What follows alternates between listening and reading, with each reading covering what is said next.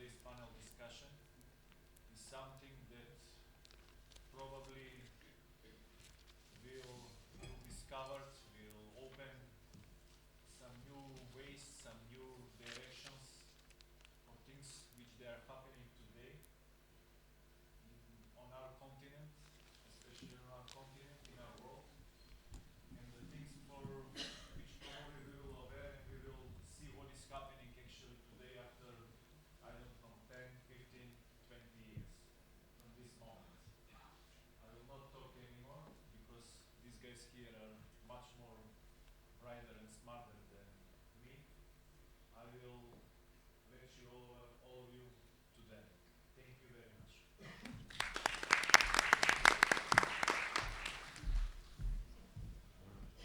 Благодарам на директорот на Младински културен центар што е вака да доведе почетокот на панел дискусија. Микрофон кон ним. Океј, се извинувам. Значи, уште еднаш благодарам на директорот Златко Стефковски што не воведе во панел дискусија. Веќе ќе продолжиме во... Приближи се до микрофон. Опс. Ја мислиме дека фај. Дали сега се слушаме? Тоа.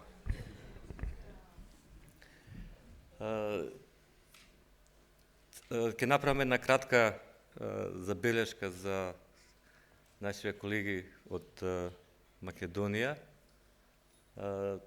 Идејава за ова панел дискусија веќе без малку една година како постои, на која што тогаш и не толку жешка тема, меѓутоа како поминуваше времето, се повеќе и повеќе стануваше важна, да сега во овој момент доживеа, нели, после настаните во Париз некоја експлозија, да кажеме. Нема многу да зборуваме, мојот воведен дел го имате објавено во каталогот, така да само ќе напоменам дека не станува збор за нов феномен, секој случај, дека станува збор за феномен веќе долго познат, со кој што се соочуваме. Не само во, нели, Европа, особено па ние на Балканот, кој имаме искуството долги години. Најновиот тоа искуство е веќе 90-тите, кога некаде околу 1.200.000 бегалци имаме од војните во поранешна Југославија. Сега станува збор, кога ќе ги споредиме цифрите со новиот бран на бегалци од Сирија, за вака на изглед помала цифра што транзитира кај нас, меѓутоа со многу поголем ефект и внимание кон што го привлекува кон јавност, особено кон медиумите. Од тука и денес ќе позборуваме за проблемот на миграциите, кој што има, нели, таа политичка димензија и која што најмногу се акцентира денес, меѓутоа има рефлексија и во она општествена и културна, па да не речам и една уметничка димензија која се изразува, особено која се истакнува во визуелните медиуми.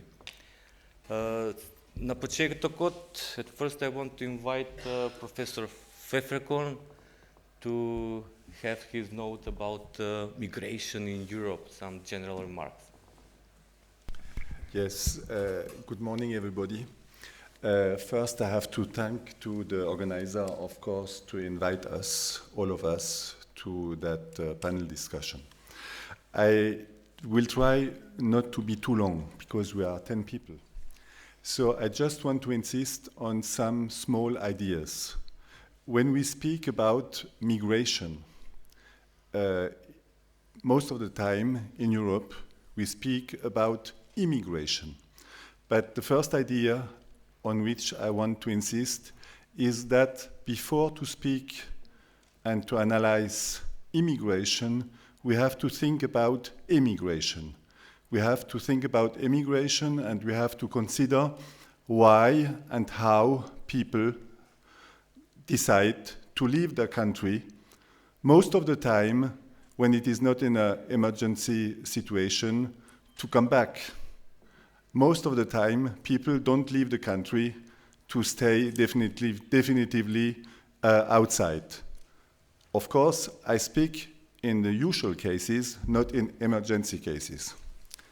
This is the first idea. The second idea, very simple also, is that when we speak about migration and immigration, very often we use the metaphor of roots.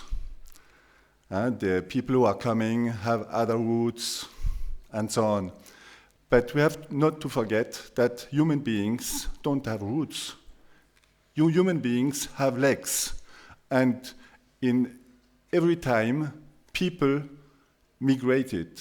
And we have to consider, that's the third idea, the history of migrations. If we only consider Europe, you have to think about that migration was a very common issue even centuries ago. A lot of people migrated in Europe from one place to another. I will give just the example of the place where I'm born. I'm born in a small part in Lorraine, in France. In that place, even in the 50s and the 60s, people still spoke German. But the people who were living there were descendants of people who migrated after the war of the 30 years war. It means 3 centuries ago. And the people who they came from Bohemia and they went to that place. And even now, people know the story, and the people brought the industry of glass from Bohemia to that place. So it's just an example, and we can bring a lot of other examples. After that, when we speak about history, of course, the history of each region, of each country is different. Some countries are countries of a long, very long immigration, like France, for instance. France, in the middle of the 19th century, is a melting pot country. The working class in France was built mainly with people coming from other countries, even in the middle of the 19th century. Other countries are much more immigration countries, particularly Southern Europe countries. But now they are immigration countries. There are contradictions, tensions, changes, and so on. And in some opportunities, you have a lot of people who have to migrate because of the situation. During the war situations, we have to think about the migration during the Second World War, during the war, after the war, at the end of the war. We have to think about the migrations when the Ottoman Empire collapsed. The exchange of population and so on. It's a very long story. I don't want to give more elements because my colleagues also want to speak, but I think we have absolutely to consider the history and to consider the countries, the regions from which the people are moving. And we have legs. Everybody has the right to move. Thank you. Thank you, Mr. Pfefferkorn. You made a good point. We have to make distinction between migration inspired from the economic reason and refugees crisis nowadays that is results of the war that happened in the Middle East. So you mentioned a lot of migrants are inspired or are running from the war, the refugees, because 20th century and 21st centuries of war. We have first, second Balkan wars in the 20th century, and almost the Middle East and Asia is continually in some kind of wars. So I want to ask Professor Del Re Emanuela Del Re from Roma Tri University to give us the prospect of the situation in Syria. She has a lot of experience in dealing with refugees in Syria and in Iraq. She's worker focused on the dealing with refugee migrants in these countries. Thank you very much, Konstantin. I thank the organizers, but I also want to express my admiration for this center, youth center, because I find it fantastic, and I think that a lot has been achieved during the years in this town, and I think that the youth here present especially will be able to do even more and build, on this particular experience. So my admiration for the Meketsa. And I want to continue what Roland said and what you, Konstantin, said by making the first point, which is that we are facing now a situation that has been defined as an emergency. I want to say that this is a political interpretation of a structural fact, meaning that, as had been said, it's an historical fact, it's always happened. What has changed now is that our countries, in particular in Europe, but also in the rest of the world, because everywhere there are migrations and mass migrations in Asia and South America and so on, and we don't talk on newspapers about this.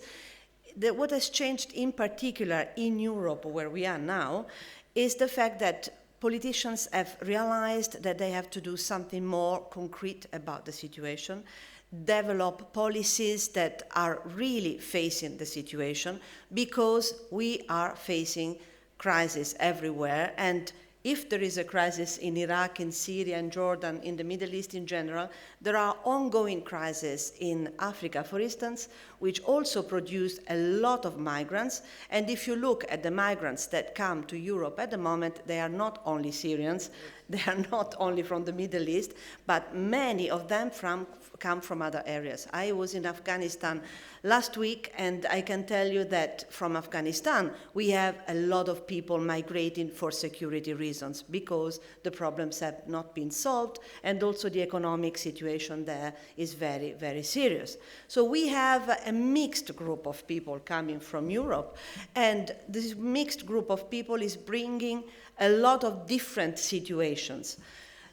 We are particularly concerned with the refugees in the European Union because we think that they deserve protection. I'm not going to talk about the economic migrants, I'm going to talk about the refugees. I can tell you that definitely they need protection. The reason why we are so worried is because on newspaper and on the television we see groups of people coming, they look in despair, they look as if they have lost all their hopes in life, but this is only a manipulation.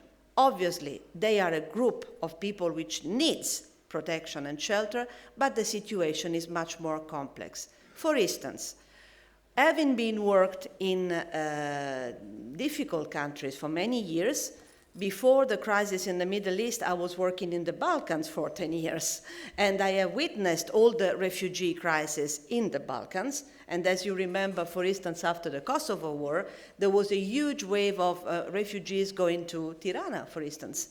And that was a huge crisis as well. Nowadays, we have this crisis which derives from what? Why do the Syrians want to migrate to Europe? They want to migrate because they have been living in refugee camps for many years now.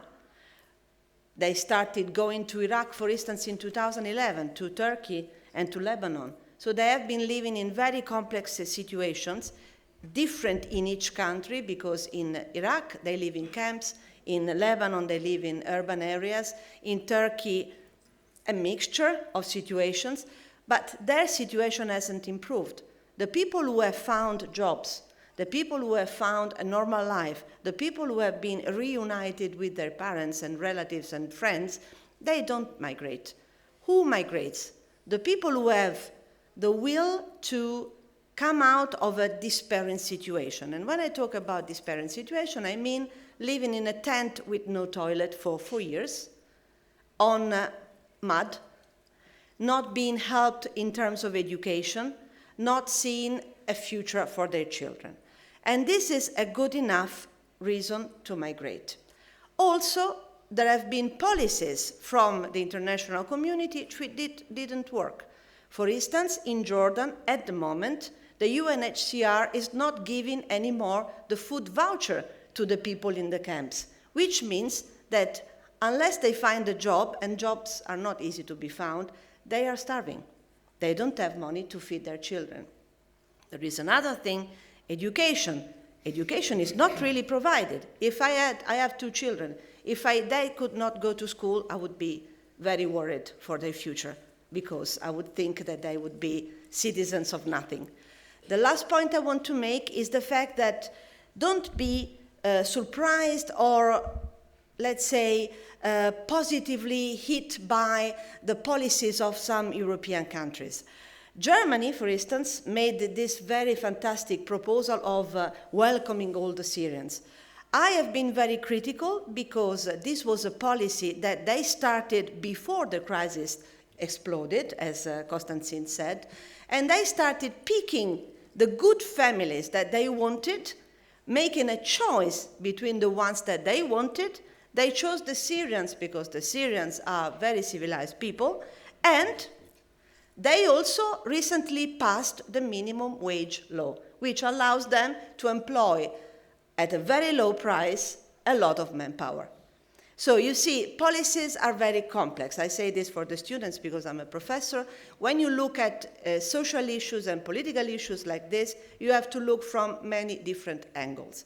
I will conclude here with these hints, because obviously we can say thousands of things more, but we have people from Turkey here, from Croatia, and from Macedonia, so we can give more hints, and we will return on these points later, I trust. Yes. You pose a few questions very important, I think, for the topics. It is the non-consistent politics of United States, EU, Union, European Union, even United Nations and all its agencies that they are working, dealing with the migrant, refugee issues. So you said the politicians are very slow in reacting about the reactions, solving the problem of the migrants. But what happened?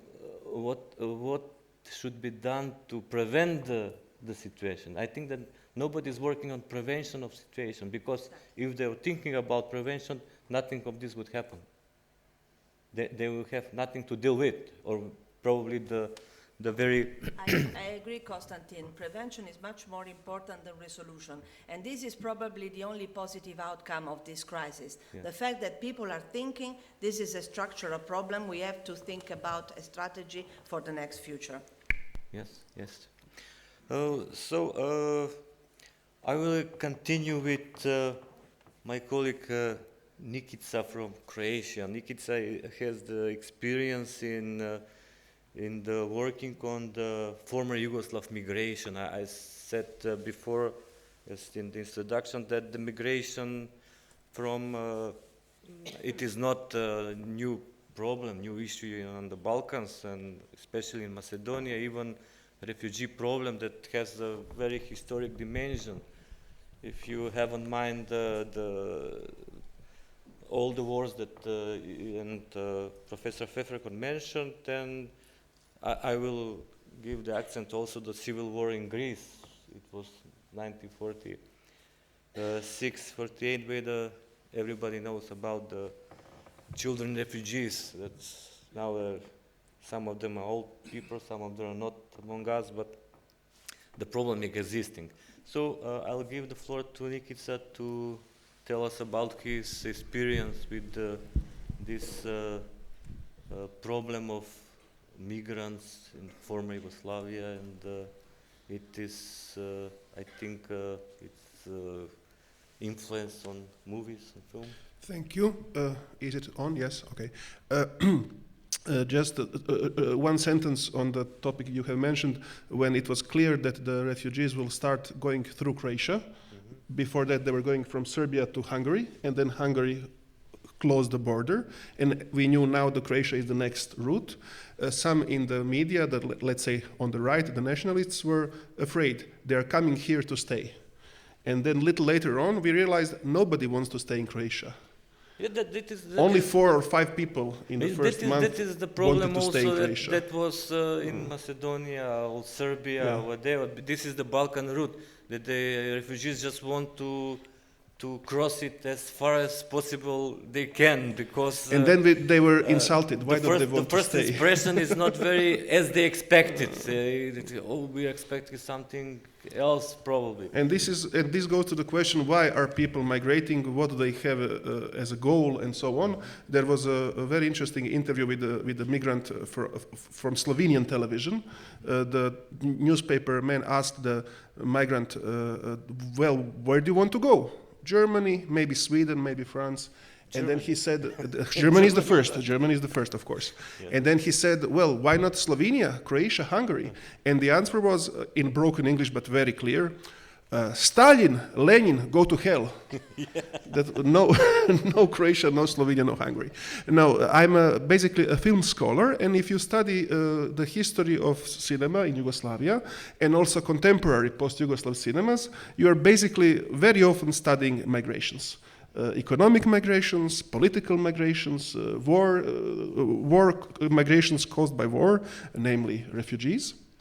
And this also opens the question of the relationship between media and migration.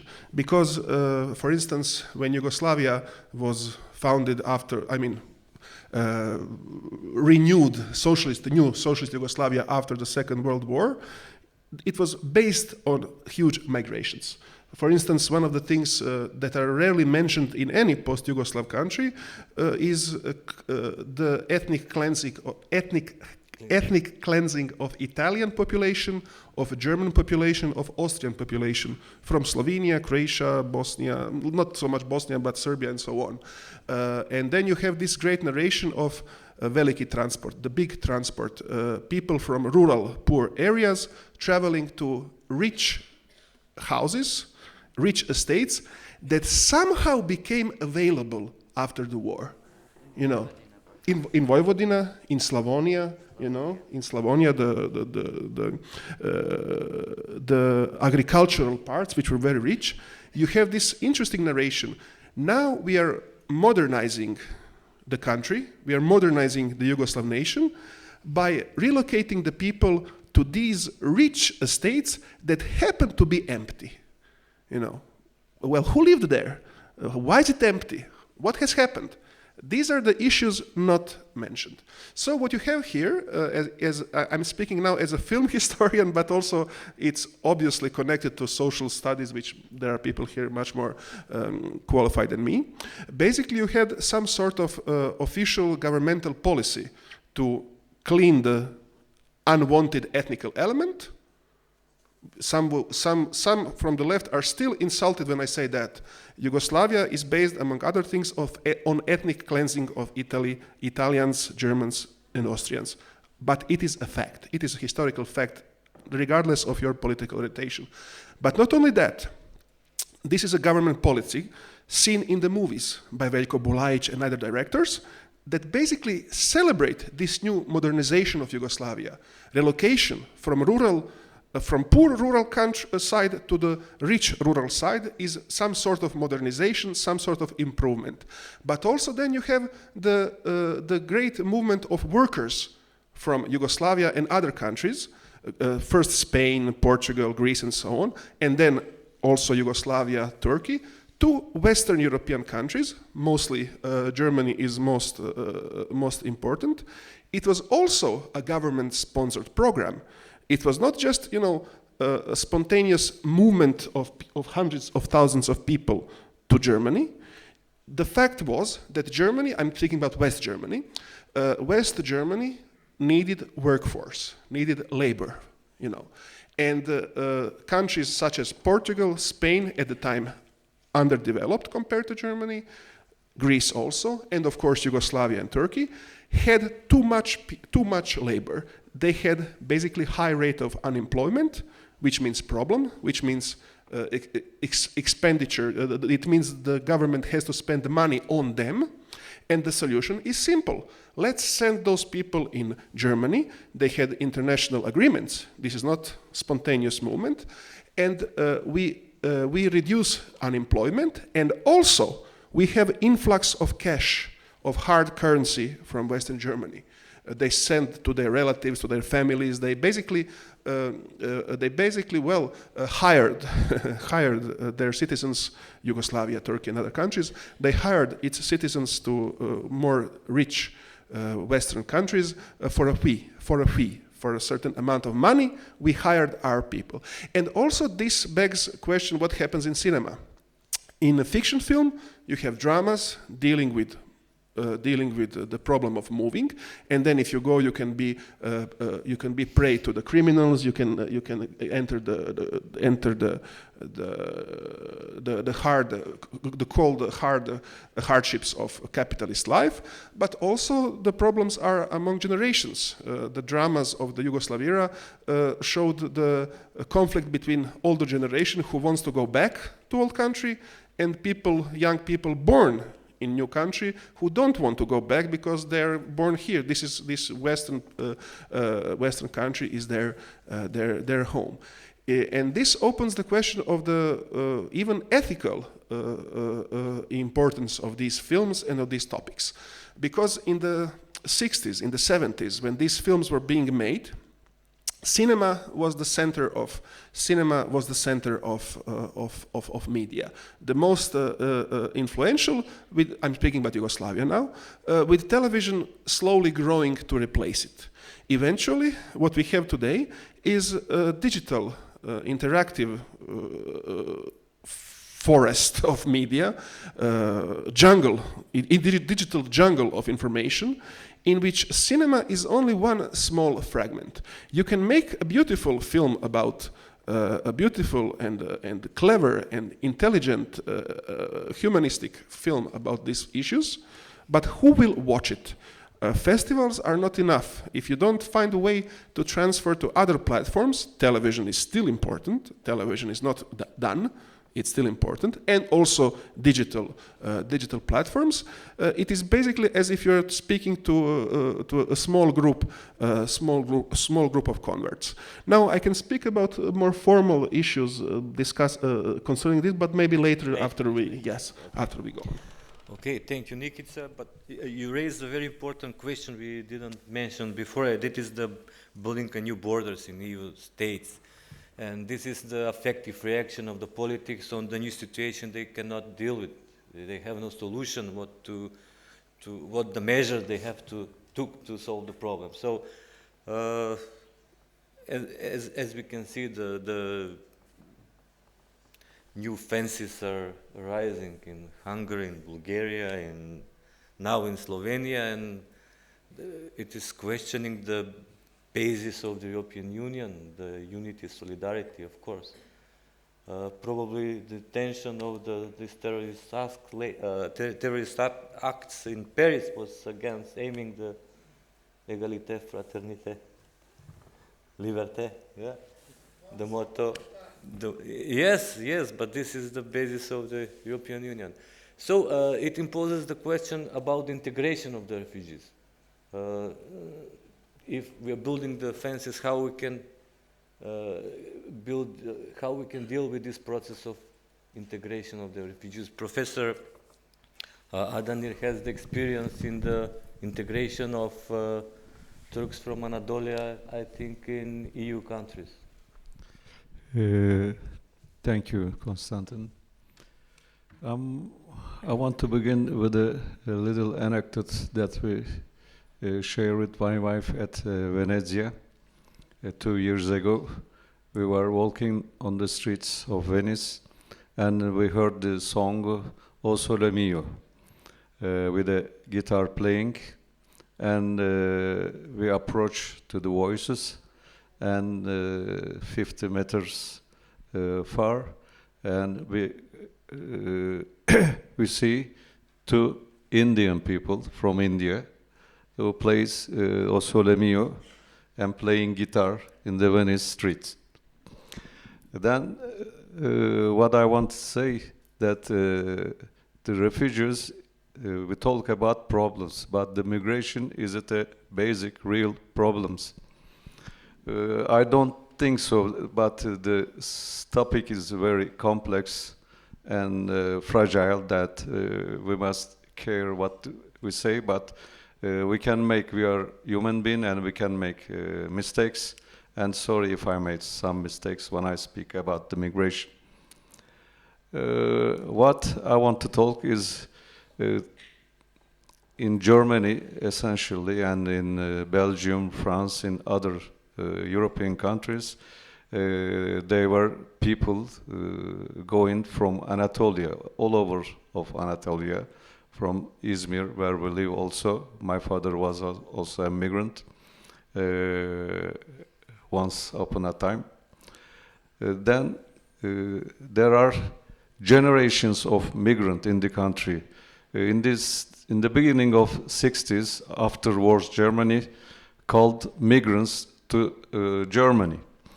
And now there are more than 2 million people in European countries and mostly in Germany, people who gone from Turkey to Europe. But Germany is the important country for the migration from Anatolia. The first generation of migrants, naturally it was because of the economics reasons. These people mostly stayed at Germany, but I call them that the bodies migrated, but mentally the spirit wasn't migrated.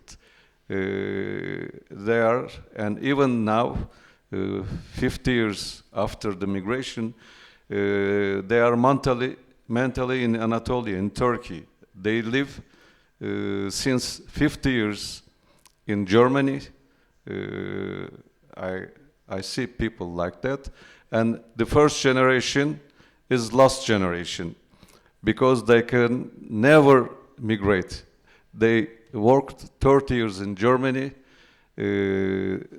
They didn't learn very much the language, but the second generation is much more integrated than the first generation, but the third generation is totally integrated. There is no problem now in Germany. From the third generation, you have writers, actors, cinematographers, singers, many people who invested on economics. There are flights society companies who live in Germany, and these people invested billions and millions of euro now. It was German money before, and they are Germans, they feel Germans, but they didn't forget their roots. They came from Anatolia. They have born in Germany. Now they are German. They come to visit Turkey every year. Maybe the family who still stay in Turkey, and the problem is solved by the human comportments, human reactions. There are many children from German-Turkish families, and now, if they want, they will migrate to another country, and the problem of identity isn't a real problem. The problem for me is mentally problem. If people have mentally problem, you can resolve the problem. But if you talk about the identity, Claude Lévi-Strauss said, the identity, there is no identity really for human being, because where you go, you have another identity. Everywhere you have another identity. And even in a day, you change many identity. Then the identity problem is insolvable. And I want to talk about from the Macedonian migrants from here to Turkey, and especially in Izmir. We know the people, some people who live there. In the 60s also, after the war in 49, Macedonia became, for these people who migrate to Turkey, a communist country. They said to me that why they left Macedonia and gone to Izmir. And much of the people I interviewed in Izmir, they have 60 years, 70 years, even 80 years. They said, I asked them, if you want to turn back now in Macedonia, they all said, we visited our village, we have been in Macedonia, we saw the place. No, now we belong to here. We live in Izmir, and we don't want to left. And our children, they are not Macedonian. They born here in Izmir. They are Turkish people, but their roots are Macedonian, and we will never forget it. And migration has this is not a problem, like said Roland. There have been every time migration all over the world, and now one of the big exiles sample is the Jewish exile from Spain in 1492, and you know that these people 20 years after must have turned back to Spain. And 1 century before, Germany sent Jewish people to Ottoman Empire, and most of them stay near Edirne. And 100 years after, people turn back to Germany also. Then the migration is a human being. I don't consider it as a problem, but it's a psychological, or I don't know how to explain it, but people want to move from one country to another country, and they move. That's it. Okay. Okay. Thank you, Professor Adanir.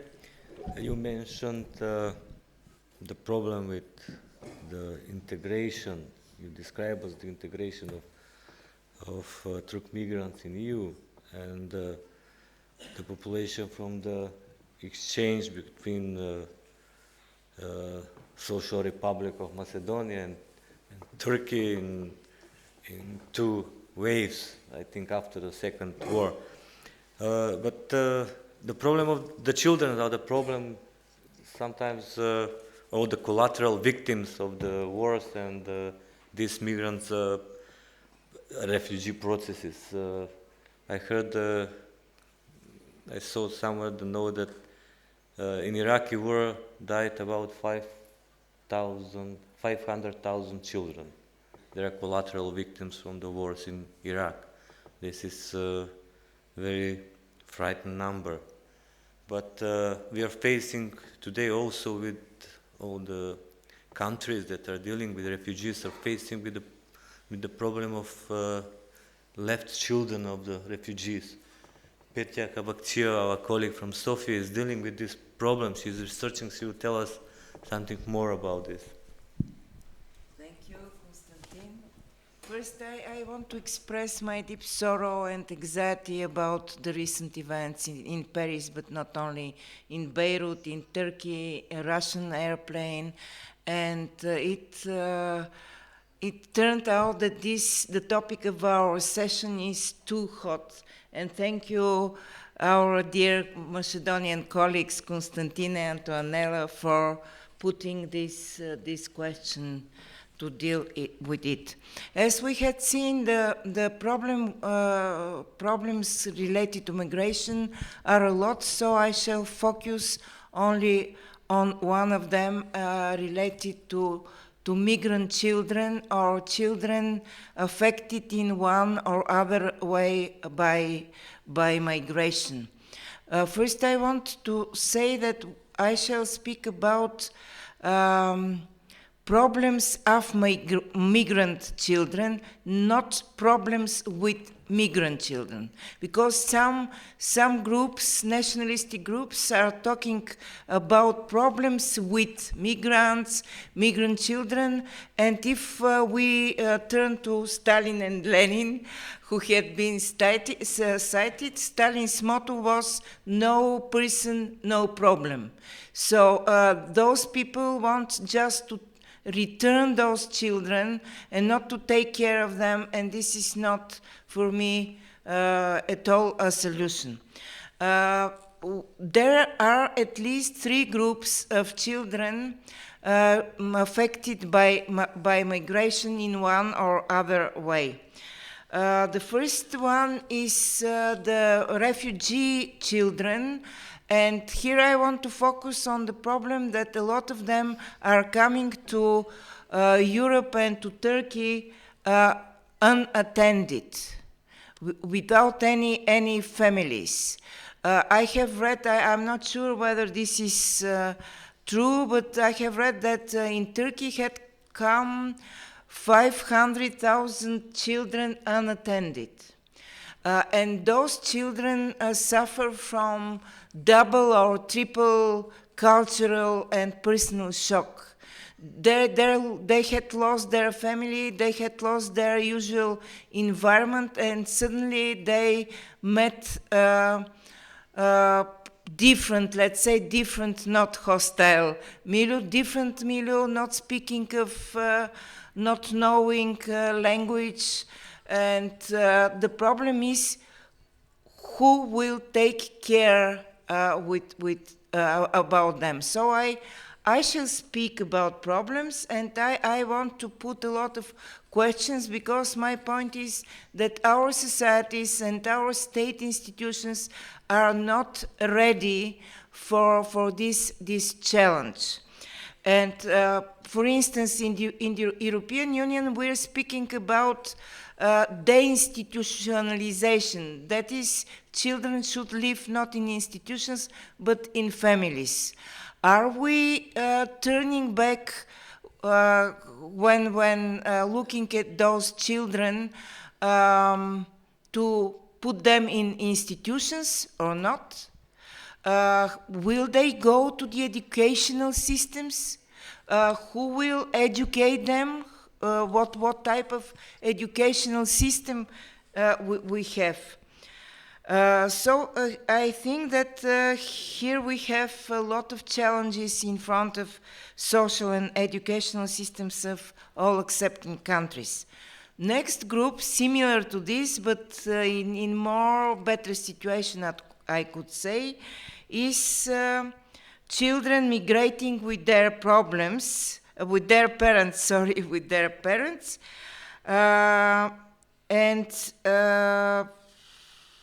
here the problem of integration appears. And here I could put the following questions. Could for the fall of integration, the still quite conservative and nation-state oriented educational systems, could be they blamed? Should we reject multiculturalism indeed or not? What would be a good balance between common for all children general education standards and respect for their differences? Whether a subject, for instance, on history and meaning of main religions should become obligatory for European educational system? So a lot of questions we face here. We had research named the mobility catch, mobile people versus static institutions. And one of the problems of migration process is that people are moving, but the institutions are still very static. They're fixed to nation states, so they cannot meet the needs of moving people, and this is a problem. For instance, higher education in the frame of EU made something for this movement, introducing credits with Bologna process, but in the sphere of primary and secondary education, such attempts for equalizing educational standards are still unthinkable. Another question, should we put more focus on informal education in order to balance this proportion in different educational systems? And last, but probably they have the least problem, I'm not sure, are the children, the so-called children left behind. This already is somehow discriminatory. Those children whose parents are working abroad and living abroad, and the children are living in the country of origin. This is very common situation for ex-socialist countries, but also it's very common for Latin America, Asia, and so on and so forth. There are a lot of research related to the so-called care drain, not brain drain, but care drain, because they're missing family care. And our research, we had made research on that topic, showed that some of those children face very serious health, psychological problems, and which is more important, they're perceived by the others as having a deviant behavior because they have this specific family situation, and they're looked as they're deprived of control. And probably this is our future. So the new situation poses the question, which is the norm, or which will be the norm, national state or moving all around the world people. And if we're moving to the change of the norm, we should think about how it will be regulated and perceived. And I will finish with this. The paradox of all this is that the emigrant parents, the refugee parents, are going abroad with the hope that they will ensure better future of their children. But it turned out that it's not only their responsibility, it's also responsibility of the accepting countries. And if we want those children to have better future, we should put all these questions on the table. Thank you. Thank you, Petja. So there's a lot of issues that are arising with the problem of integration as a consequences of the refugee crisis, of course. So, but we are living in the ages of visual medias, 20 and especially 21st century are centuries of the visual medias, and we can see the power of the media to impose the question or to give a distorted picture of the event, of situation, or etc. I just remember the war a month ago, I think, between Russia Today and CNN about the plane that was crashed in Ukraine, about the bombing in Syria, and etc. And these two media houses were fighting against each other with the video pictures about the same events, that they have different prospects. So now I think that we will speak about the possibilities and of film, how it's dealing with this question with the migrants, and what is the experience of Professor Tarrant. Thank you, Konstantin. I'm a witness of the usually Balkans immigrations. First time in the 1989 Balkan Turks lived in the Bulgaria, and they immigrate our country. It's very big phenomenon during the that time and preparation of the film, because you think no idea why is the immigrated that person, and then they arrive there, and we also arrived there. A lot of story. Some story is a manipulation, some story is a true story, and some story is a manipulation and true story is a mixing. And turn the back, you choose the truth, all the true story. At that time, our president, Mr. Turgut Özal, 4 days with some special trip in the Edirne and border of the Bulgaria, and we went. So time is a border, near the border, and a lot of demonstration and a lot of manipulation and a lot of show of the music with the autonomous mehteran music is and all of the finished. We turn the camp or in the Edirne. We find a lot of different Bulgarian Turks, and they said a lot of story. And which story is a true, which story is a state or is a life story, because immigration is a very personal diseases of the people. Second time, other is the Kosova's woman. They settled in the one refugees camp in the Gazi Osman Pasha near the Kırklareli, and all the woman is very interesting. No husbands, no big sons, only little childs, and only women settled that camp. Every camp, every house, little, and inside is very interesting thing is an American flag and American eagle. I am shocked. Why is America? Here is the Turkey, and you live in the Turkey now, but inside only American flag and American eagle.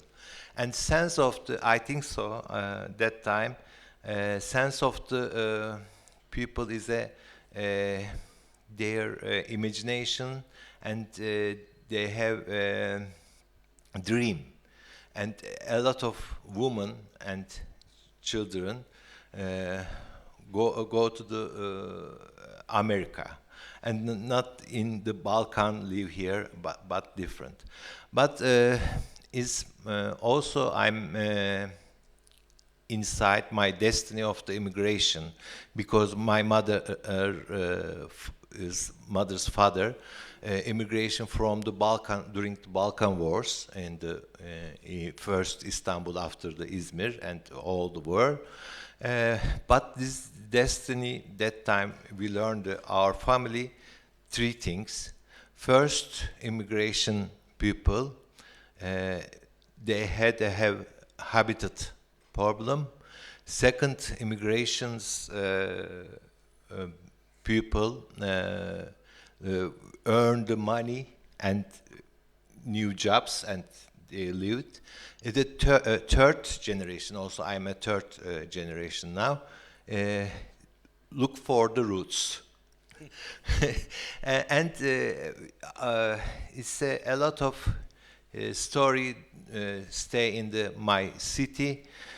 Sometimes the Macedonian refugees in my workers, or some friends is come to the Greek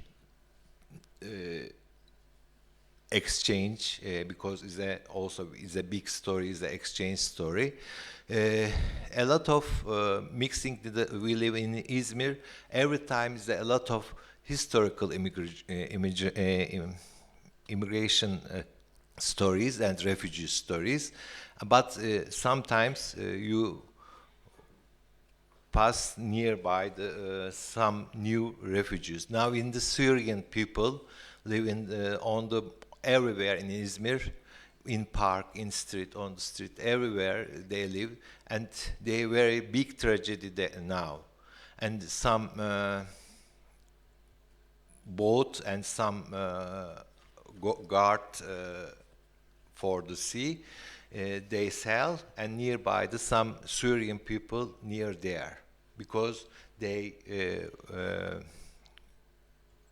go to big tragedy, and they went to agency and Greece, and after inside Europe.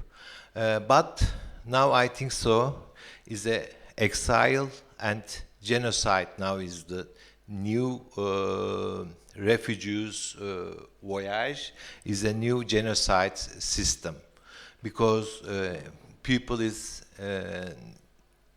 go to through the diet, but in the Balkans is waited new dream and new country, but these Syrian peoples only go to the diet. I think so.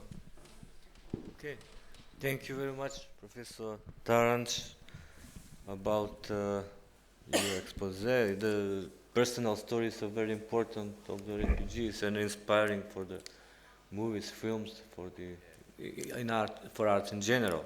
So, in this direction, I'll give the floor to Professor Yigit to tell us about her experience in the film and migration. So she's teaching sociology of film and film history, etc. Yeah. Okay, thank you very much. Today I want to, there are lots of issues to talk about migration. Today I want to talk about migration from rural to urban. But today especially I want to talk about Istanbul, because Istanbul is a very important city, as you know. It is like a dream, so beautiful city, historical, as you know, and touristic site. But it's a bridge, maybe east and west, traditional and modern side. So when we look at Istanbul, we can understand our country's migration problem there. Maybe we need to talk about firstly why people go to big cities. Firstly, we start to talk about our country condition and immigration causes. Because firstly, immigration starts in Turkey the 50s. So at that time, the Marshall Plan introduced to Turkey. So they gave us very good money to modernization. At that time, we can say there was a support urban industrialization, especially in the rural area. But there was another problem in the rural, because the land is problem for villager. The land divides for every year, and it is smaller than for every generation, and they need to good life condition, and to big cities, especially Istanbul, is very big hopes and opportunities for them. Maybe we could say that Turkey's migration is opposite of the European migration, because the city is not ready for the people. The city is not modern. And still you can see in Istanbul and all maybe Turkey, actually as well, both city or people, some people is so modern, some of them is very traditional, some of them live in dual life. At that time, city is not ready for the people, and in Turkish cinema, especially Yeşilçam shown, Istanbul is very, very, very beautiful, and it is very easy to climb from low class to high class. People learn how can they climb to high class, and so they want to go to Istanbul, new hopes. Actually, we see firstly the 16 films. Migration films started to shown in the cinema 16 because of country's condition. After 61 constitution give director some permission, so they started to show some social issue, problems, and migration. But firstly, we see people comes to rural area, Yozgat, Sivas, etc., to Istanbul or another big city, especially Istanbul. Haydarpaşa train station, and they have some luggage. They get in train station, and when they look at the Istanbul admiringly, and we see Bosporus, and they shock. But they, when they go to the city, they get into straight chaos, and we watch a family or a person lives collapse, and their problems in the city. I said that the city is not ready for them, so they have so hopes, but when they come to Istanbul or big city, they couldn't find job, they couldn't find a house, so education is problem for them, housing is problem for them. Maybe living in Istanbul is very hard for them. Their mentality is so different. Maybe next time I will continue to talk about cinema, how can they presented this problem from the 60s till now, because Istanbul presentation is changed very, the other side. Now people wants to run away from Istanbul in the independent cinema of Turkey. Thank you very much. Thank you. And I want to Professor Beraktaran to share her experience with the music and the refugee integration. I think she has some experience in this topic. Yes, thank you very much.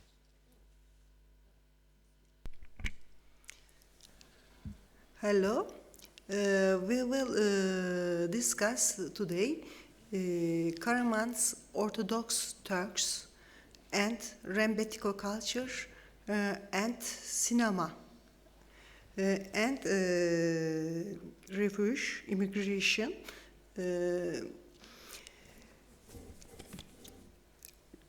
January 1923 time is very bad time in Anatolia, because Anatolia had immigration that time.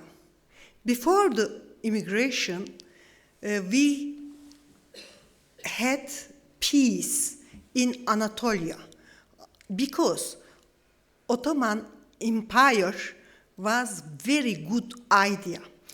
Everybody blessed in Ottoman Empire idea. Levantan culture, Jewish culture, Christian culture, Protestant or Catholic, Muslim culture was living together in Ottoman Empire. Maybe a lot of Ottoman Empire had another culture mommy, but they was changing religion. I want to say Karaman Orthodox Turks in Anatolia. Before the exchange, Cappadocia area was containing a lot of Karaman's Orthodox Turks. we are saying that Turks, because they was living look like Turks, mentality, identity, and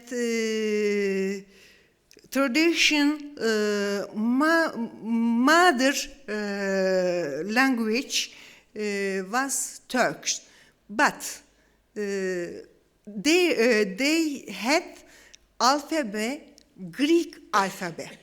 I am musicolog. I made 10 years nearly research for this issue. And Cappadocia area was contained Orthodox Turks population.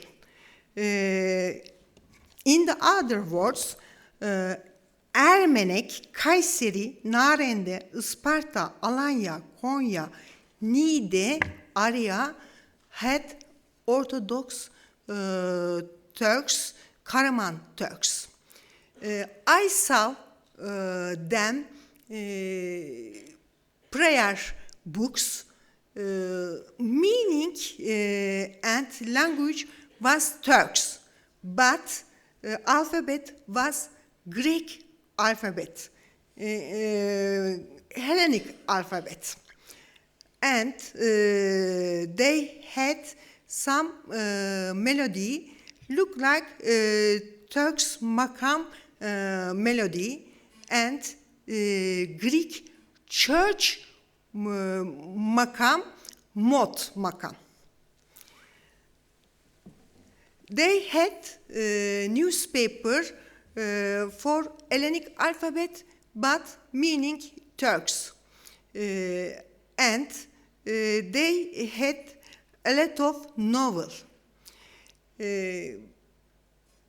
Exchange was very bad, and exchange didn't have only political things.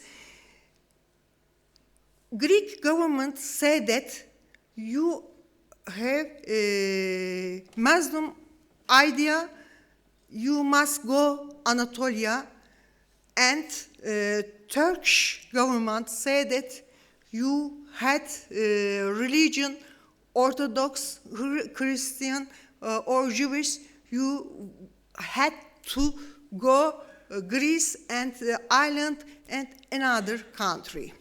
This was very bad situation.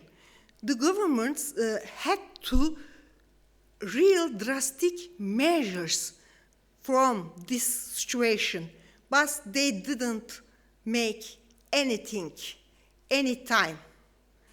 And Anatolia had a lot of good population, Greece, Jewish, and another country.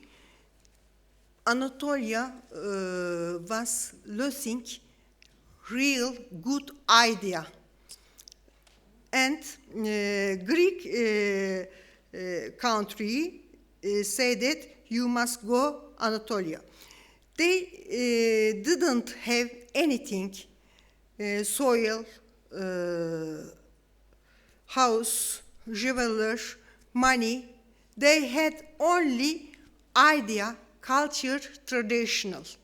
And they carried culture, idea, music, and another arts things.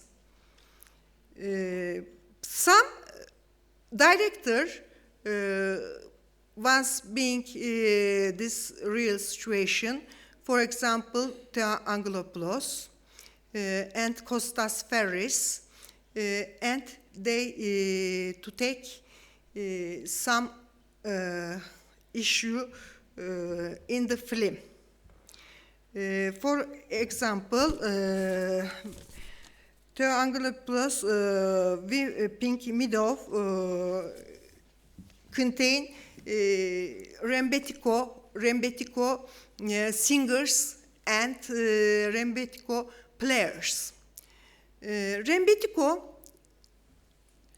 before the exchange, was born in Smyrna, in Izmir. Real area Rembetiko singers cafe amane, because the cafe, closet cafe, because sometimes hashash opium, hashash, and sometimes macho system, but saying aman aman of aman. The name is Amane Cafe. And Rembetiko will go with exchange Greece island and real Greece country. Later, they went to America, United States, and they returned the jazz. And Rembetiko, Kostas Ferris,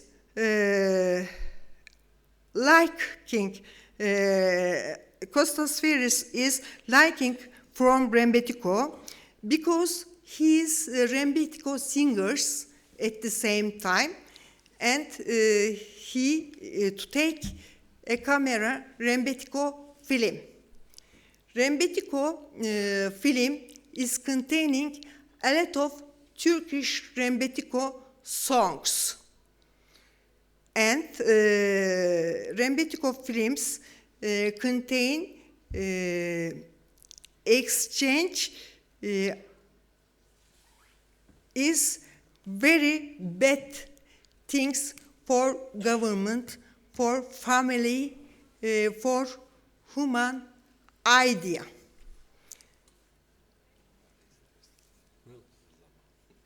Time is very little. Okay. It is very interesting, the exchange of the music experience on the Balkans, especially the folklore and the other forms of music we have. Yes. Şey diyor değil mi? Okay. Balkanlardaki yansımaları mı diyor? Okay. A lot of musics in film or director exchange based on. Okay. Yeah, thank you. But I don't agree with you about empires. I have never thought that idea of empire is a very good empire in the organizing society. Not only the Ottoman, but also the other empires that are existing today. It is very, very conflicting with the idea of democracy and equality. So I will give the floor now to my colleague Antonella Petkovska. I think she'll give us one prospect of the migration from the sociology of culture and art views. Thank you. I'm not sure if I'm lucky that I'm the last one or not, but I have experienced in a moment a mental migration from one concept of mine to another one, and was very inspirational to listen all of my colleagues. But in the same time, I was listening to the song, Let My People Go, and the other one, it's I Want to Break Free. So basically, my idea is about the contradiction in terms and in the basic questions of what is migration in fact. So the anthropogenesis is closely connected to migration. We don't migrate physically, mentally, intellectually, etc. We are just not a kind of wonder in the universe that is called mankind. And I believe maybe you have heard of a story of Isaac Asimov where he is treating humankind as a virus in the universe. We are also a virus, on our planet. But there is something that is telling us we are willing to make changes, and we are curious. We are going to break through all the truth about the universe, about ourselves. The problem is not whether to migrate or not. We are all very aware that migration is something that is very special for our kind. But the terms, but the needs, the circumstances, the reason for migrations are the problem, and the ways of migration. So we were talking about imperial concepts. They are very interesting, yes. They are determining the history of humankind.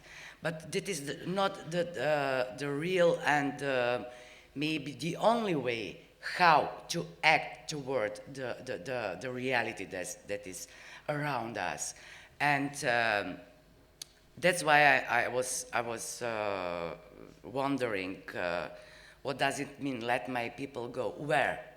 If we are living in another contradiction. We are thinking about domus, about home, about identity, etc., as something that is also very important for the human development, for the cultural, societal, etc. But the only way to experience all the possibilities of living is to migrate. So if we are sure that we would like to change the place where we are feeling very secure, then we will be maybe free to go further. So I'm thinking about the Odyssey of Kubrick. So you have a migration from the past to the future, from the future to the past. You have a migration from, I don't know, primitivism to civilization. But you are migrating also from your ontological definition on humankind in a being that is supreme being. So basically, I'm amazed that we can, that we are facing nowadays migrations that are forced by our social engineering, that is entirely inhumane, and at the same time we are thinking how to migrate to the moon or to Mars. Thank you very much. Thank you, Antonella. So a lot of questions were imposed by the guests on this panel discussion, starting from the social, political, and moving to the issues that are reflected in the visual medias and the art. So I must firstly I have to ask the audience if there are any questions or comments that have to, okay?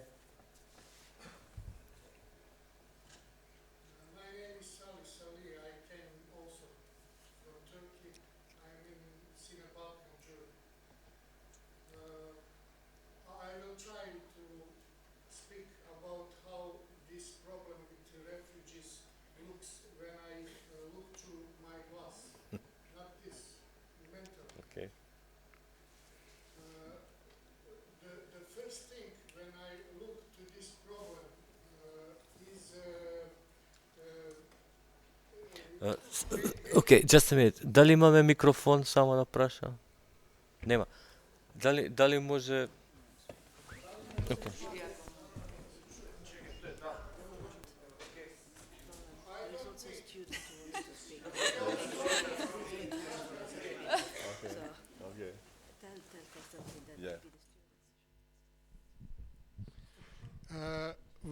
when I look to Europe and refugees, I have two historical periods. The one is when Yugoslavia was destroyed. Europe was paralyzed, shocked. But times never stops, goes on, like in philosophy, Pantarei. The second time is now with Syria. Europe is again shocked, paralyzed. I think that problem is with system. The Western world have fight with communism about 40 years. And they win in this fight. But now I think it's problem also with system, with liberal capitalism. Liberal capitalism didn't have optimum point. How much money they must have to be the peace in world? They didn't know. Everybody from Western world is in Syria, but not because to stop war, because of interests. How much money liberal capitalism must have to stop war? Because problem is war, not refugees. Refugees goes to Europe because of war, not because they have a bad life in Syria. Syria was a liberal country. Yes, they are Arabs, but I mean that one of the greatest problems is in mentality of this system, and because nobody is not in Syria to stop that problem, everybody want much more money. As Indian chief says, when white people destroy all the rivers in the world, all the mountains in the world, maybe then white men will be eat only money. Thank you.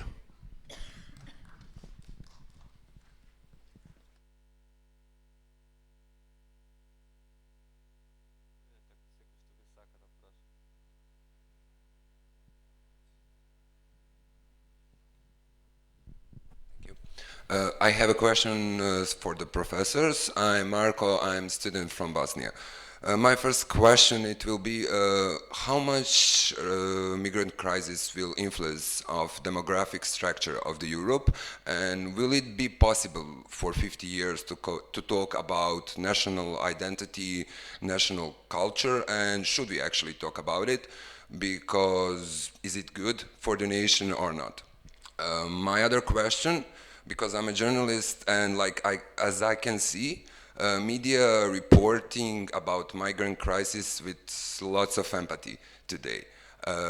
My question is it like art, movies and music? Are they more objective in this case? And my last question is, will Europe manage to solve problem without huge economical consequences for the countries? I mean, will European Union will survive at same shape as today, and if they can't solve the problem, should be survive at the same shape? That's all.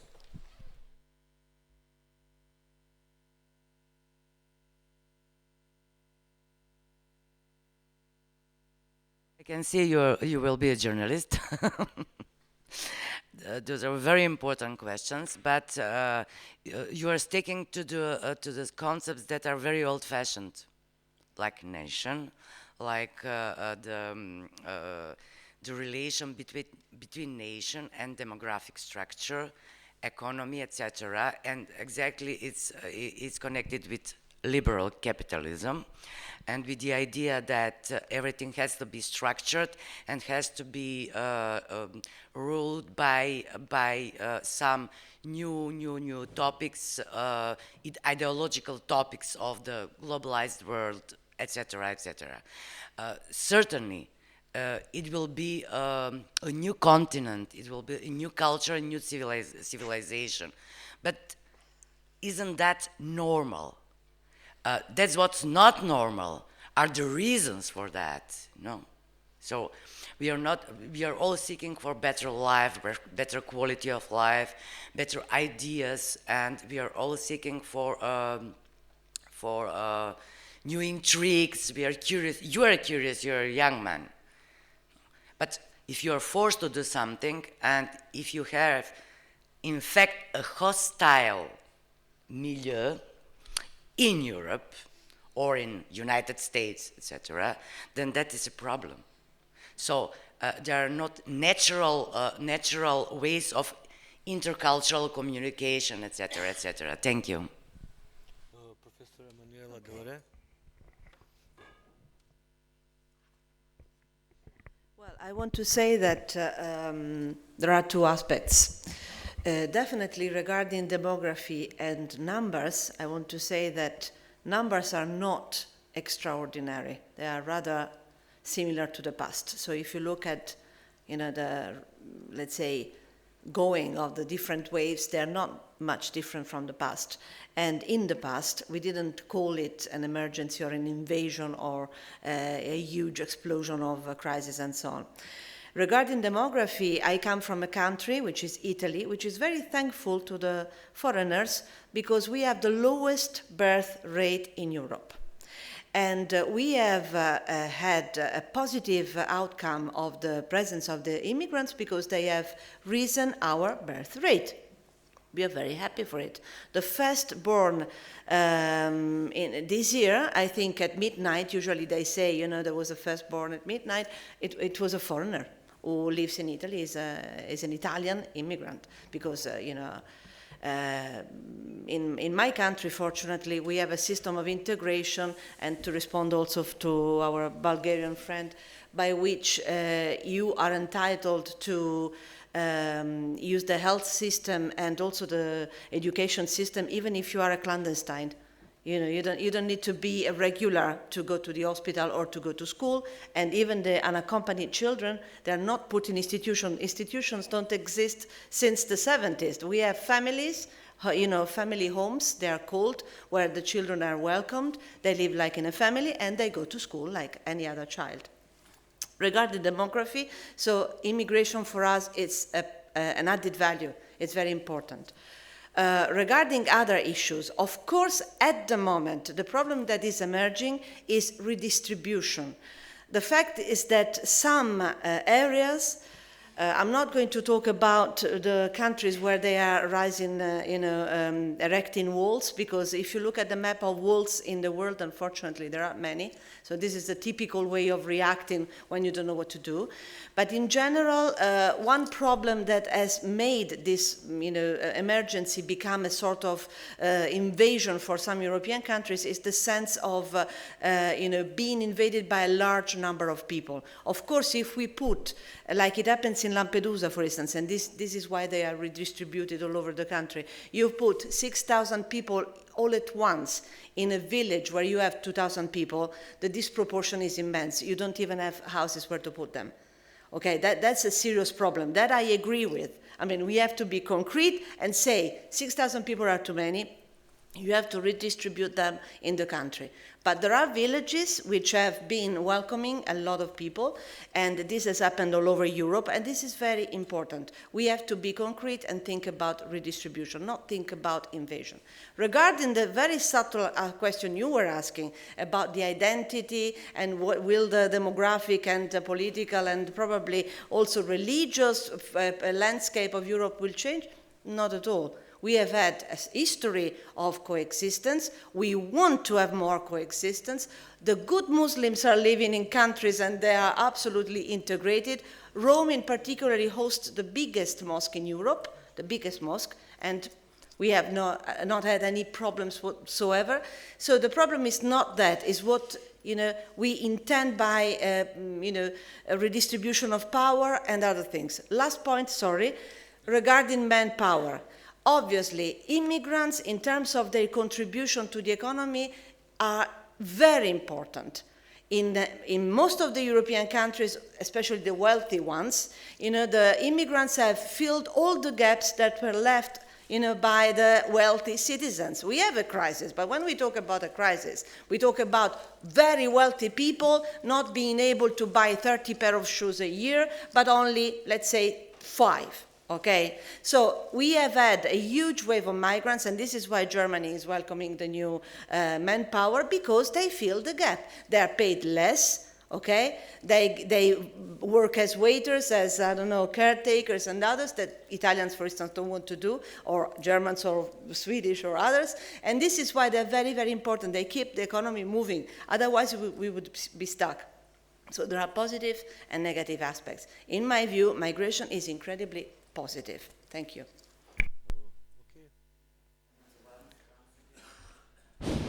Okay.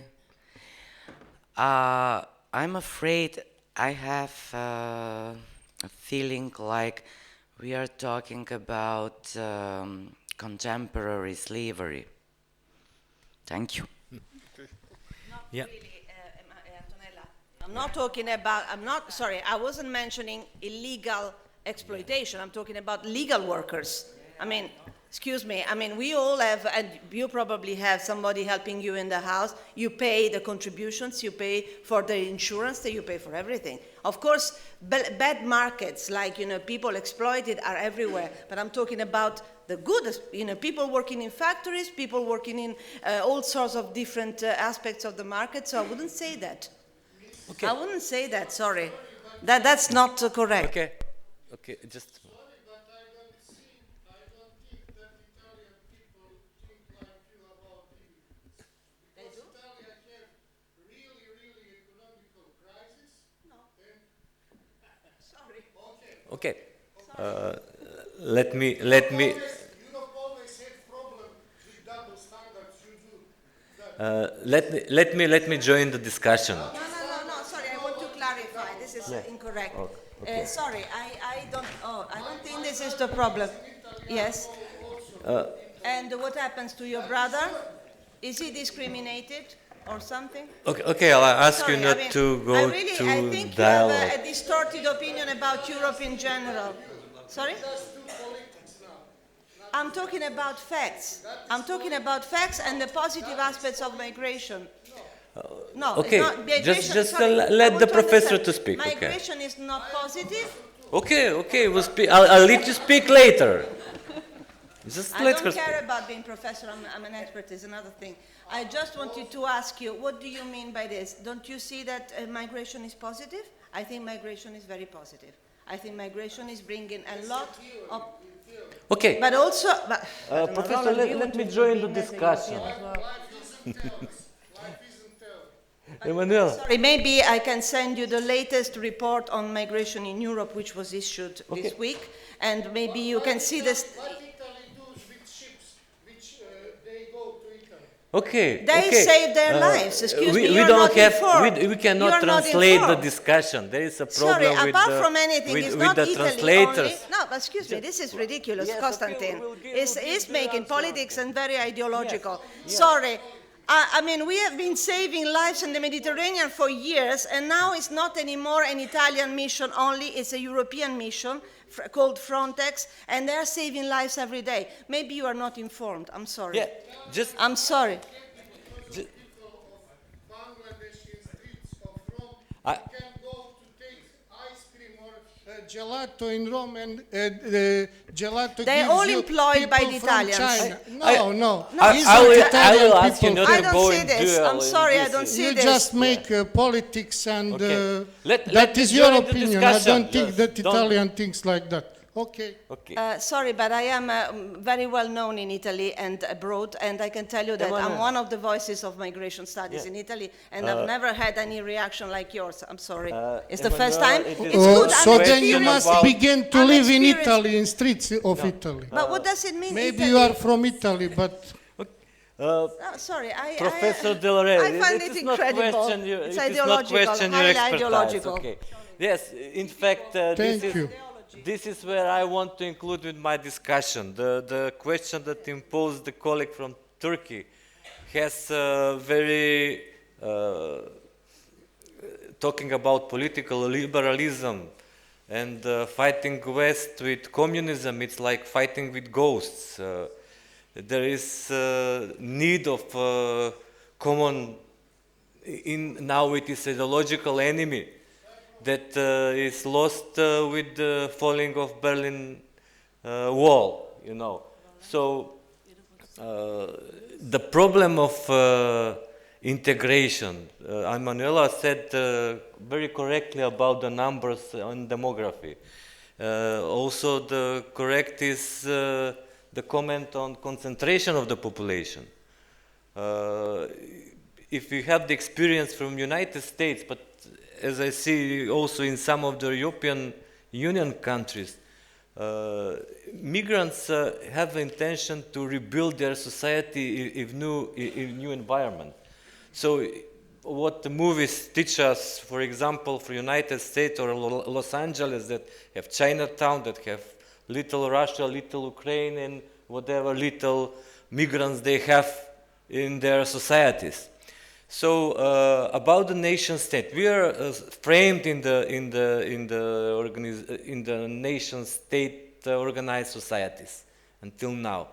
And if we want to question this, it is in fact that we have to question the capitalism. You mentioned that we also impose the question of war.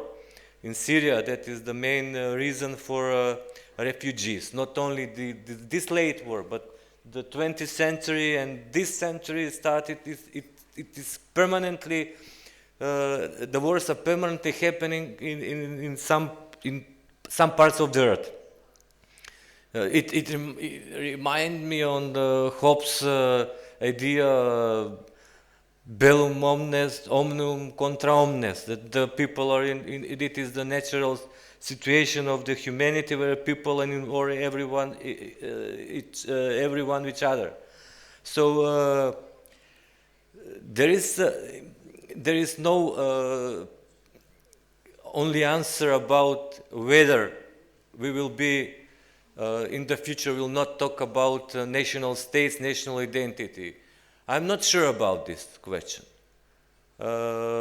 In this type of organization of the society, in fact, the capitalism is built on this form of nation state. They're still existing and they're still very, very resistant to changes.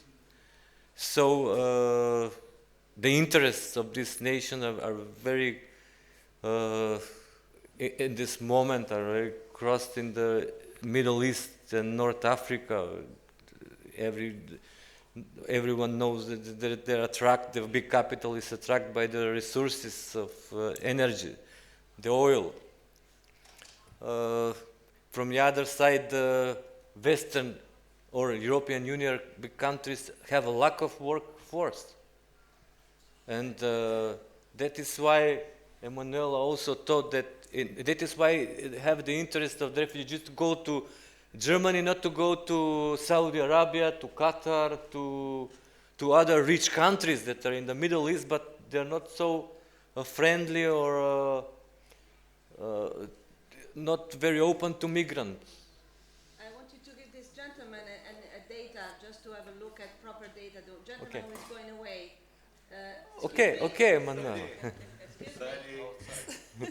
Okay, we'll just eat outside of our coffee. In Italy, 8% of the foreign, we have more than 8% of foreign enterprises. Yeah. 156,000 foreign enterprises. And they're filling the gap of many Italian enterprises who have joined multinationals, of course. So 20% of Italians have joined multinationals because it's easier in the thing. So just to give you an example of legal entrepreneurship in Italy, I talk about Italy because I'm from Italy, but I can give you data on each country of Europe, of course, where this is increasing very much because in the liberal market, of course, there is the freedom to be an entrepreneur. I don't know if Roland wants to say something from France or Germany or other, but I mean, this is a very interesting data. the fact that you have a lot of immigrants who've become entrepreneurs, especially in the building domain or in the market. Most of the Muslims are in the market areas. Chinese and others, they are huge, a contribution to our economies. That's it. And we have data on that because, serious studies. I mean, I'm not talking about ideas, but serious studies with numbers, which sometimes are helping. But Professor Del Rey, it is the obvious, the fear, for example, that is expressing in the, for example, in Britain population. Britain workers, a fear for their jobs, about the prices of their work. Yes, but they're reacting. Yes, it's okay. It's of course, but there is also a reaction of the states in the increasing, for example, in Holland, of social support.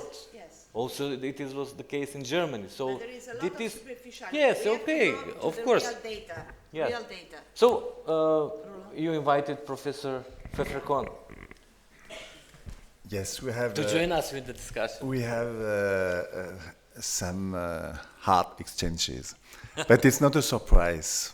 It's not a surprise because, of course, we can consider different aspects. When we speak about migration, we are influenced by the categories used by the media.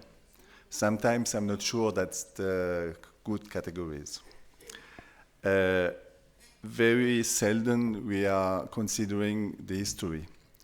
I think if we consider the history and if we don't forget that thousands and millions of European people migrated from Europe to other places in the world, if we don't forget also the colonization and the consequences, we can maybe have a little distance about what's happening. And I think that there is one actor and one category we have to use. The actor is the state, and in plural, the states, and the state policies. And of course, we have to speak about the state policies and the consequences of the state policies. I will give only two examples. When in France, at the beginning of the 60s, at the end of the Algerian War, more than 1 million people came to France in a few months. It was the consequence of the colonization. The colonization began more than a century before. More than 1 million people came in that time.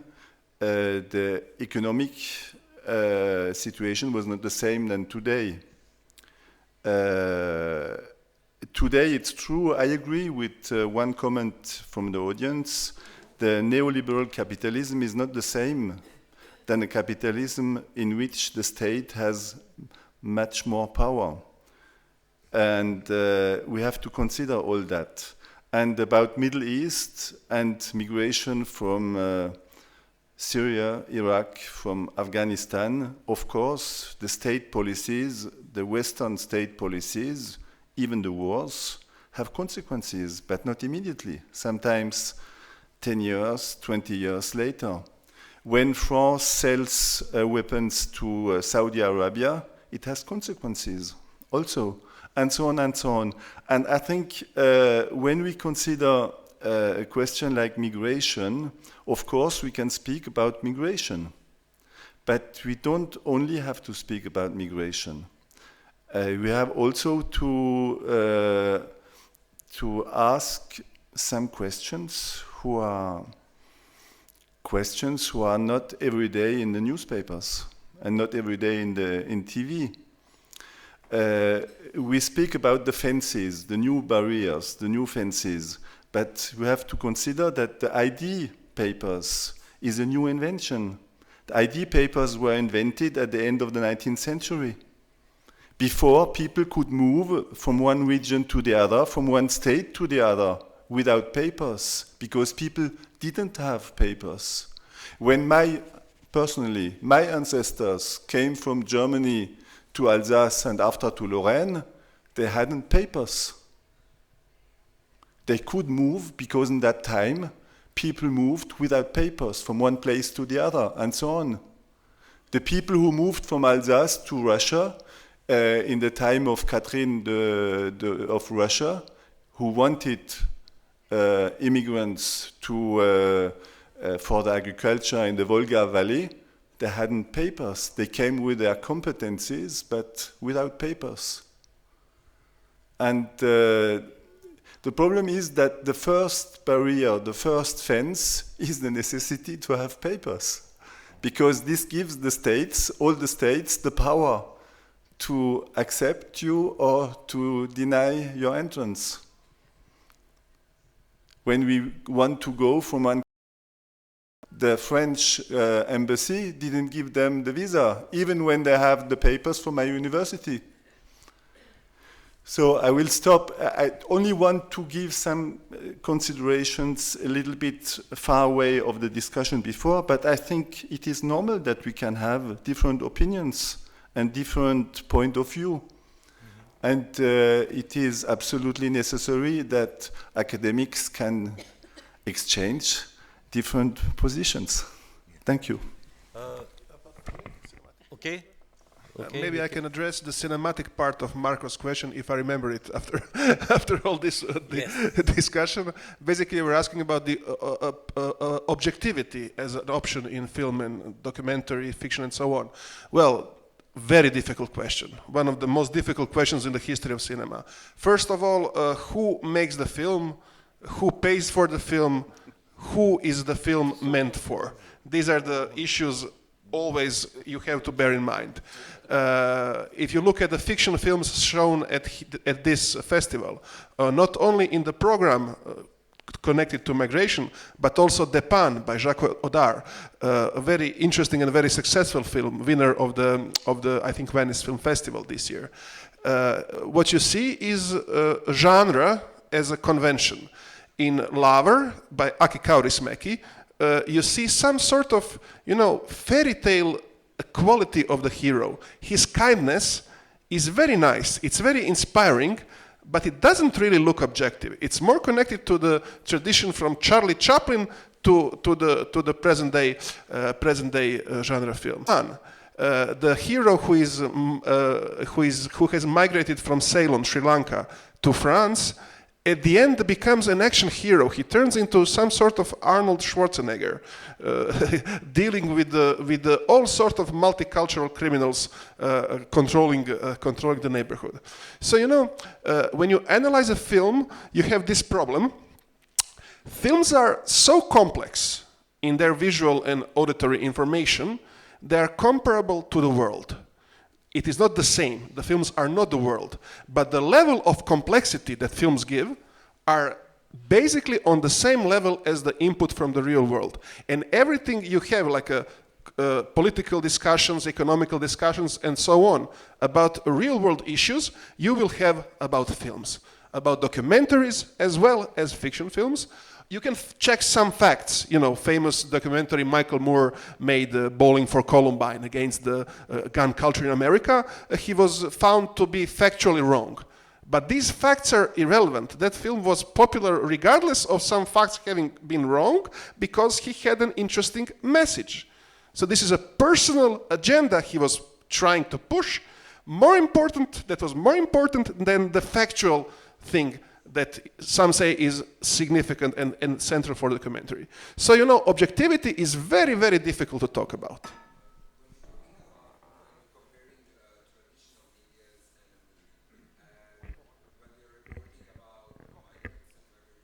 Mark, the microphone. As I said, when we're comparing traditional media reporting and film reporting, can we say today that film it's like more objective because we gain more perspectives? Because as I see, maybe I'm wrong, like I don't see all the picture, but media mostly who are representing themselves like as a liberal media. They're reporting with empathy, and we usually don't see other side of the story. Does the film show that other side? If you watch enough films, you will get wider perspective. If you watch, I mean, you have wars in war in Bosnia, war in Croatia, war in Serbia, and in order to get more objective picture, you will have to watch films from all these countries and then maybe put something together. But also you have independent journalism, internet sites that can also give you something. In Croatia, we had a terrible story about a small refugee girl left without parents. And it was all over the media, a big hit story. It turned out, after several, I think, weeks of trying to find where is she from, because she wouldn't speak in any language, it turned out she was from Croatia.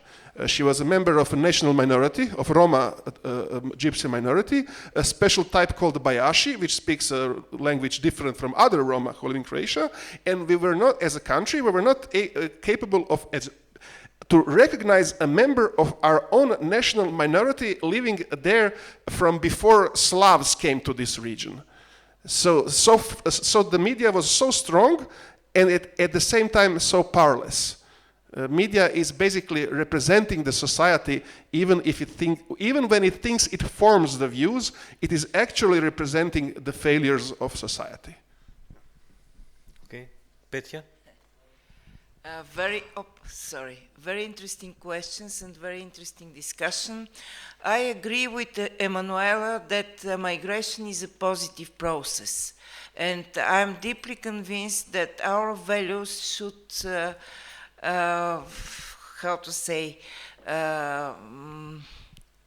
we should defend those values of tolerance, difference, and all these things, and fight nationalistic explosions, but we should not close our eyes in front of the growing nationalisms, and it's clear. All the nationalistic parties in Europe are winning more and more voices. So and they're starting to become popular, and we should think how it could be overcome. It's not an easy process, and this process is related with another process which I could call demonizing Islam. There is a process of demonizing of Muslims. Recently I had made a research related to association tests, so to say, and the research was made among students and their parents, and we wanted to have association about Islam, and only 30% said religion, a neutral evaluation. The other one was said associated Islam with Islamic State, terrorism and violence, and it is very, very dangerous. And I think that Turkey and movies and all these movies and media where we are dealing with should make something in that direction, because the fears are around us. And that's why I'm not so optimistic about your question, what should happen with national identity. Until recently, I was follower of Ulrich Beck concept of cosmopolitan identity and all these things. But we are seeing that nationalism is still alive. And last example, media is very important, and movies are very important here. In Bulgaria, we have these Turkish, excuse me, I would call them soap operas, these TV series, which played very important role. People started to talk about how, you see, they have similar families, So they're like us. And what will happen to that girl who was something? And those movies, and of course all movies are ideological. So I can't speak about objective truth or something like that. Every movie and every media is ideologically based. But when we have those humane TV series, this film cover, which shows this tolerant person, and one could say that they're sentimental, not quite well done or something, but they have very, very good and helpful and supportive ideological function. They help people to understand each other, seeing in the other creature similar. So if we have some movies about those refugees, seeing their tragedies, and children with them. So I do think that this will be one of the main tools which could help overcoming this growing, unfortunately, nationalism. May I say something? Okay. I want to talk about my experiences. Last year I was at Oxford University. I researched about British movie, but British Indian movie. When I researched this topic, I saw that there are lots of movies about Indian, Pakistani, and Afghanistan people. But for example, if director is British Indian, their films is generally want to share everything with British. For example, they want to get married with them, they want to be neighbor, they want to blah, blah, blah. But if director is British, we could see really different matter. For example, maybe you know Four Lions. Four Lions, this is lions, it means courage man, but this man is not courage. This foreman is bomber, terrorist, because it's associated with London bomber, London attack, as you know. But the other side, for example, some independent director shown Indian, Pakistani, or the other people in their film very maybe real life. For example, you can watch Michael Winterbottom. In This World is a very beautiful movie about refugees created. It is a document drama, but there is a their mentality is really, really different. When you speak to people, British people, they feel fear about bomb. They can wait. One day, a bomb explodes here. But I think the media is increase this fear. Maybe media be very patient, very sensitive about the matter. Okay, thank you. Thank you. Yes, very closely. I agree completely with my two colleagues who spoke just before. I just wanted to say 2 words about Islamophobia and how to analyze, for instance, the recent attacks in Paris. For me, these attacks are criminal, of course, but political facts. Even if the attackers use religious rhetoric, it is politics. It is criminal politics, but it is politics. That's my first opinion about that. Second, I'm Frenchman. I have a lot of identities, of course, like everybody. We don't have only one identity. As I told before, I'm a Frenchman, but my mother language is German dialect. The dialect brought by the people from Bohemia in the 17th century. Incredible, but true. I'm a man, I'm academic, I'm sociologist, and so on. But I'm Frenchman also. And as a Frenchman, I can see how the French media contribute to the hate of Islam, the religion. If you look the cover of the magazines since years, you can count every year 10 and 10 of covers who present all the time Islam as fear, as dangerous, and so on and so on. And I want to add two things. I'm also atheist, from Catholic origin, but I'm atheist. I don't believe. But I think that everybody has the right to believe or not to believe. If you look the French tradition of laïcité, secularism, it has nothing to do, absolutely nothing, with the new laws adopted in France in 2004, because the French laïcité, secularism, is considered the state. The state has to be separated from religion. The state has to be separated. It means, for instance, that the laws in France from the end of the 19th century for school give the obligation to the state not to organize religion courses.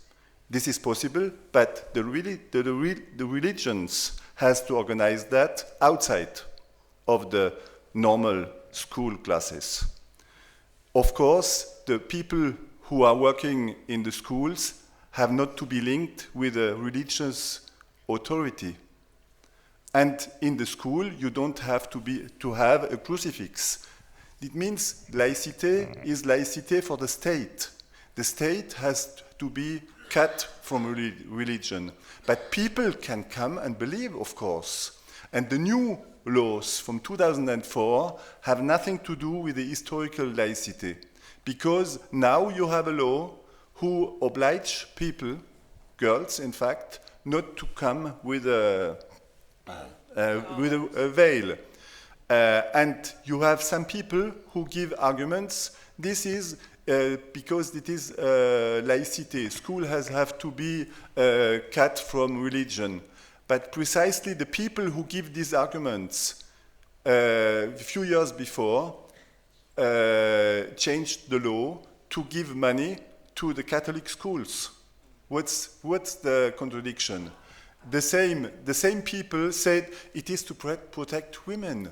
We agree with feminist arguments, but it's completely false. How can you agree to put the girls out of school with feminist arguments? It doesn't work. So that's why I would like to insist that also the picture given by the media is very problematic. Because in the media, who are the people who have the word all the time? Always the same ideologists. People who most of the time are not academics, but presented as philosophers and so on and so on. And the same people have the word all year long. Since decades, the same people, and the same people bring hate speeches all the time. And when we speak together in France, the same like here, we can have different meanings, of course, but most of the time the discourses are not similar to the discourses who are dominant in the media. And I think that the media have now a very important role, but very often, I will say it a little bit strongly for the journalists who are here, that's not only their responsibility, because I know perfectly that journalists cannot do everything, but who has the power in the media? Who decides? Who decides what is the main discourse all the time? In my country, for instance, you listen nearly only one discourse in nearly 80–90% of the media. So it is not pluralism, in fact. Yes. It is very important that it is imposed the question about, in fact, the meaning of democracy. If the crisis, the main effect is the strength of the society, the state, as in the case on United States and France, and increasing the power of the security services and military institutions of the state. There is it is something wrong. If you have a reaction or double standards in accepting migrants, for example, Germany refused the migrants from the Balkan, especially the Roma from the Western Balkans. So, and suddenly they are willing to accept as much as came the migrants. But I'm not sure why they didn't organize these migrants to accept them, but left them to walk, to swim, or whatever, have the travels to came to Germany. It is very contradictory. The reaction or the policy of these countries, the most powerful countries, we say, in this case the EU countries, is very effective, not quite organized, not rational type of action and politics. And the power of the media, you said it is a very big power, but they are very politically influenced. Wherever there is, I don't know that there exists some media that is not influenced by some political ideology or political factor. And it is very difficult then to have a clear picture about, because the media are not only informed. Nowadays they are creating the public opinion. They are fighting for the public space. The political parties are using them to win the public space, to win the power in the state. So we raise a lot of questions. Of course, we can see that this is a very complex topic, and we share our opinions in very different directions. So maybe we can spend a year here and talking about this topic and not to have real answers about that. So if there is no answers from the audience, and I will conclude this discussion as very effective and very productive. So I want to thank you all participants from Turkey, from Italy, from France, from Croatia, Bulgaria, and we as hosts. Thank you for the audience who have the patience to listen us, to join us in the discussion, and I hope we'll have another opportunity to continue our discussion. At the moment we can continue in the hall here. Thank you.